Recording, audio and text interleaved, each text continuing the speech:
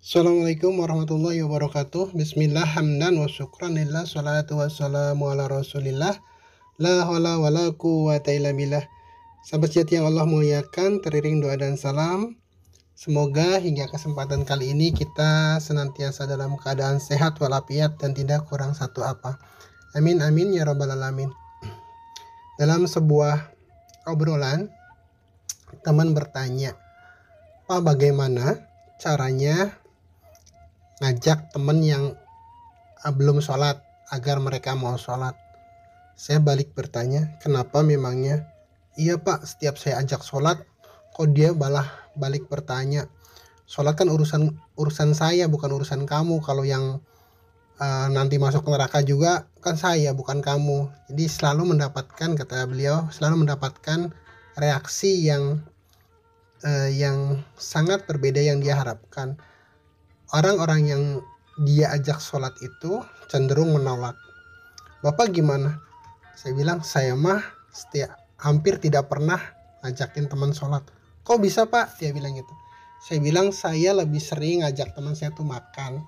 Saya sering menanyakan, 'Udah makan belum?' Atau 'Makan dulu.' Seperti itu yang sering saya lakukan daripada saya mengajak atau menanyakan mereka sholat apa belum." "Itu maksudnya gimana Pak?" katanya. Saya sampaikan bahwa yang namanya sholat itu kayak kita makan. Saya menanyakan atau mengajak atau menyuruh teman-teman itu makan karena yang akan merasakan manfaat dari makan itu bukan saya, tapi orang yang saya ajak tadi. Kalau dia mau makan, maka yang akan merasakan kenyang adalah yang makan makanan itu. Kalau dia kemudian tidak mau makan, yang akan merasakan lapar juga dia, bukan saya. Jadi terserah dia, saya bilang gitu. Kalau dia mau makan, dia yang sehat, dia yang kenyang, dia yang bisa menikmati. Saya tidak tidak mendapatkan efek apapun dari makan dia. Cuma saya senang melihat teman saya sehat. Saya senang teman saya bisa kemudian menikmati makanannya. Sholat pun seperti itu. Sholat itu seperti makanan yang ketika dilaksanakan oleh seseorang, maka yang akan menikmati sholat itu adalah yang melakukan sholat itu, bukan orang yang ngajaknya. Jadi kalau sholatnya ditunaikan, kalau sholatnya didirikan, maka yang menunaikan, yang mendirikan sholat itulah kemudian yang merasakan tenangnya, merasakan nyamannya, merasakan kedekatannya dengan Allah, merasakan dia terproteksi dari nahi dan munkar dan lain sebagainya. Bukan yang nyuruhnya, bukan yang ngajaknya. "Oh begitu Pak ya, coba aja," saya bilang, ajak, atau kalau mengajaknya dengan cara seperti itu penjelasannya, bahwa sholat itu kebutuhan dia, bukan kebutuhan yang ngajak atau kebutuhan yang nyuruh.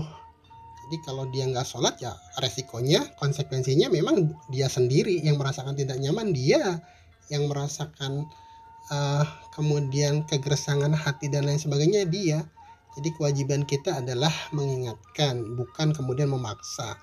Dan kemudian juga kita harus bisa menjelaskan bahwa sekali lagi sholat itu seperti kita makan, seperti kebutuhan orang terhadap makanan, karena ibadah atau sholat khususnya merupakan asupan rohani yang ketika ditunaikan akan mendewasakan, akan menyehatkan, akan menumbuh kembangkan kedewasaan rohani dan jiwanya. Seperti juga makanan akan menyehatkan jasad dari orang yang memakan makanan tersebut.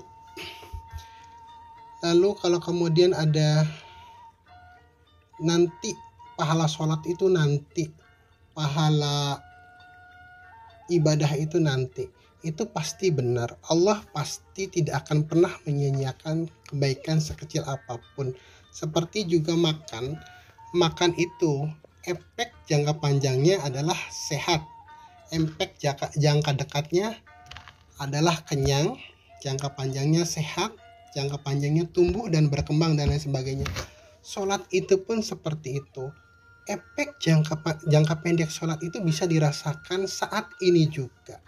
Begitu kita menunaikan sholat, tenangnya sekarang, nyamannya sekarang. Kalau perkara pahala itu pasti ada. Sebagaimana kita sholat, sebagaimana kita makan. Kalau makannya sekarang, gak mungkin kenyangnya besok. Kalau minumnya sekarang, gak mungkin hausnya hilangnya besok.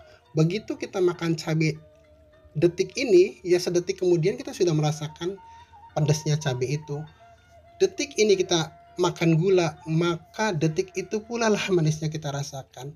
Begitupun sholat.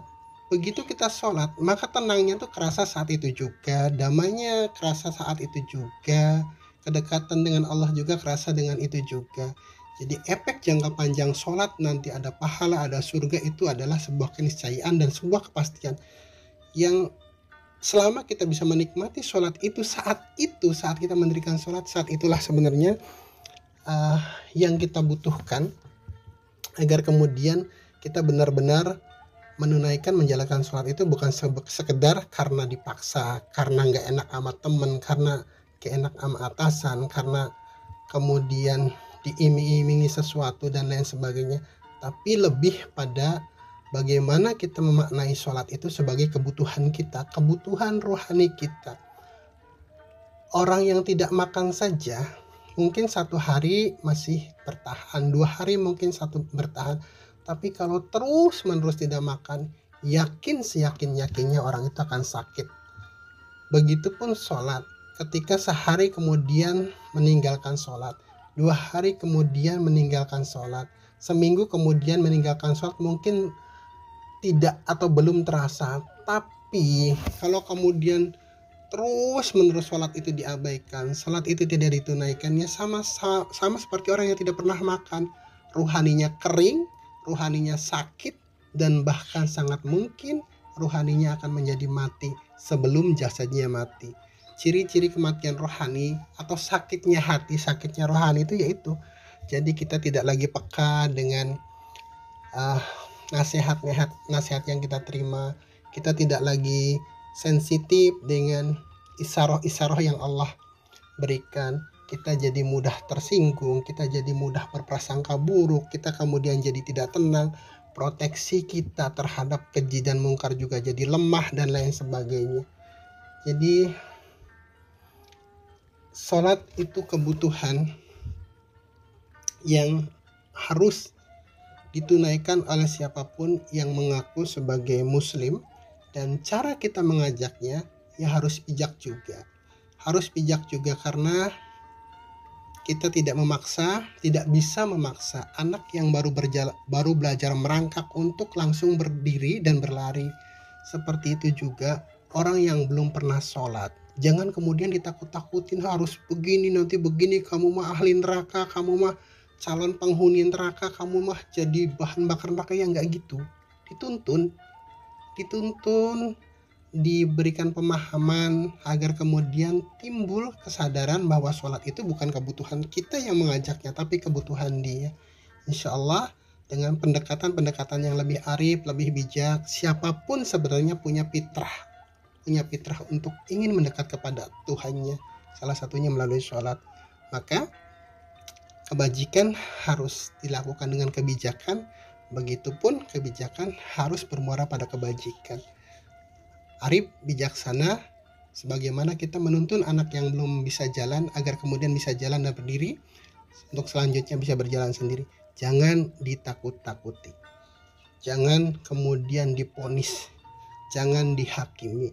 Mereka adalah saudara kita, mereka adalah seiman dengan kita, Tuhannya sama, nabinya sama, kitabnya sama. Hanya mungkin saat ini mereka baru belajar merangkak, belum bisa berjalan seperti yang ngajaknya. Itu billahi taufiq wal hidayah. Wassalamualaikum warahmatullahi wabarakatuh.